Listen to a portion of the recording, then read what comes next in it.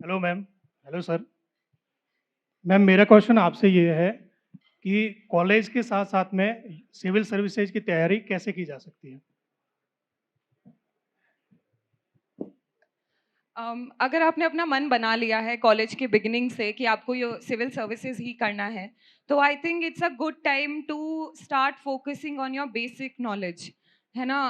हम लोग जब जब भी आपने डिसाइड कर लिया कि हमें अब से तैयारी शुरू करनी है, I think the first thing is कि इस एग्ज़ाम को समझना बहुत ज़रूरी है। और वो समझ आपको कोई भी नहीं दे सकता। आपको खुद को सबसे पहले उसका सिलेबस देखना होता है, टाइम टेबल देखना होता है, अपना खुद का टाइम टेबल बनाना होता है कि ये एग्ज़ाम क्या है।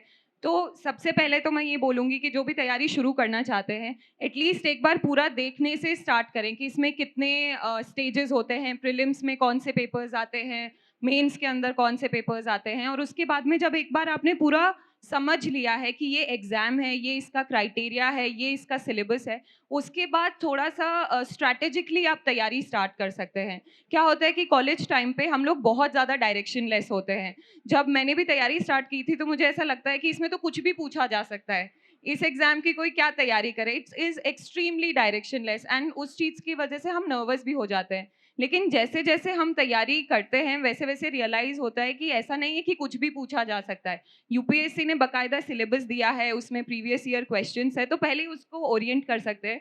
फिर जो कॉलेज में जो बच्चे हैं, जैसे अगर फर्स्ट ईयर में हैं, तो स्टार्ट विद एनसीईआरटीज़, है ना? एक बार आपने एनसीईआरटीज़ खत्म कर ली, then you can move to basic books. तो एक स्ट्रक्चर मैनर में जाना ज़रूरी है। क्या है कि हम एकदम से अगर गाइडेंस लेने की कोशिश करते हैं, तो लोग बात कर रहे हैं आंसर राइटिंग की, लोग बात कर रहे हैं ऑप्शनल की, लेकिन that is not the step by step preparation. अगर आप डायरेक्टली आंसर राइटिंग में जाएँगे तो लिखेंगे क्या? क्योंकि कंटेंट तो आता नहीं है।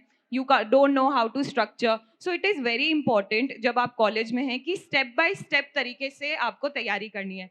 First thing as I said is know the exam, know the syllabus, make your own time table. Second is start with NCERTs.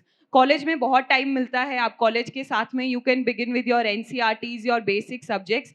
The second step is the basic books. Basic books जो है वो बहुत clear है, मतलब आज से 10 साल पहले भी टॉपर्स वही बुक्स पढ़ते थे जो मैंने भी पढ़ी।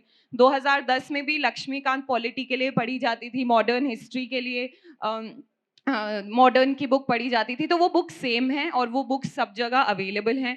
So second step is those basic books. अगर आप ये चीज़ भी अपने कॉलेज टाइम में अपना बेसिक कंप्लीट कर पाते हैं, तो I think you are at a very strong foundation कि आप कॉलेज के बाद उसको अच्छे से कंटिन्यू कर सकते हैं। फिर जैसे करंट अफेयर्स है, तो आप अपने फाइनल ईयर में थोड़ा करंट अफेयर्स की प्रिपरेशन स्टार्ट कर सकते हैं, क्योंकि यूपीएससी 1 साल के करंट अफेयर्स पूछता है, उस पे फोकस रहता है।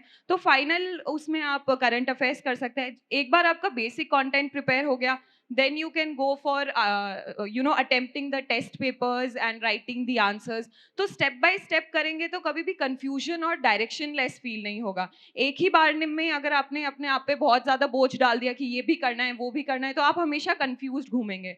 सो it is very important to have a strategy, and जितना जल्दी आप डिसाइड करें, तभी you can start following this step by step approach.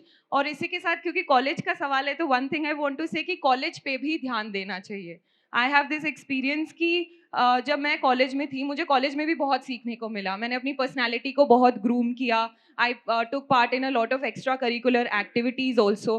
अगर यूपीएससी की तैयारी करनी है, इसका मतलब ये नहीं है कि आप एकदम कॉलेज को छोड़ के और यूपीएससी की तैयारी कर रहे हैं। बिकॉज़ अल्टीमेटली जब आप जॉब में भी जाते हो, तो it is your overall personality that matters, और वो पर्सनैलिटी कॉलेज में डेवलप होती है। इंटरव्यू में भी जो हम रिस्पॉन्ड करते हैं, it is a lot about your personality, है ना? So focus on that as well, and साथ में अगर आप बेसिक तैयारी भी करेंगे, तो उसके लिए भी बहुत टाइम मिलता है, क्योंकि कॉलेज में we have a lot of time, spare time. तो वो एक आप टाइम टेबल बना के स्ट्रैटेजिकली मोटिवेटेड होके अगर करेंगे, then I think after the end of your college you will be at a good position to start the main preparation.